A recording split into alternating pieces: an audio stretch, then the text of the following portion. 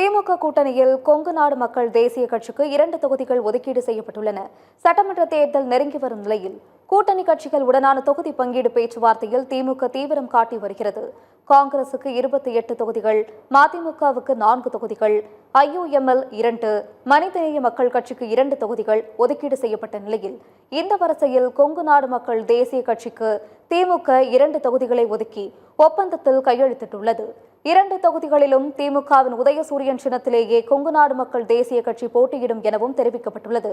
கடந்த சட்டமன்ற தேர்தலில் திமுக கூட்டணியில் 3 தொகுதிகள் பெற்ற கொங்கு நாடு மக்கள் தேசிய கட்சி அதில் 1 மட்டுமே வென்றது குறிப்பிடத்தக்கது.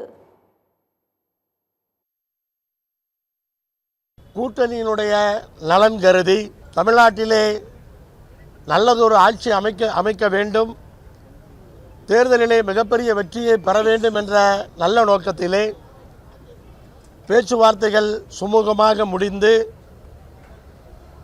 இன்றைக்கு தமிழ்நாட்டினுடைய முதலமைச்சர் அவர்களோடு சுமூகமான உரையாடலை நடத்தி கொங்கு நாடு மக்கள் தேசிய கட்சிக்கு 2 சட்டமன்ற தொகுதிகளை ஒதுக்குவது என்று தீர்மானிக்கப்பட்டு நானும் தமிழ்நாட்டினுடைய முதலமைச்சர் அவர்களும் தொகுதி உடன்பாட்டிலே கையெழுத்திட்டிருக்கிறோம்.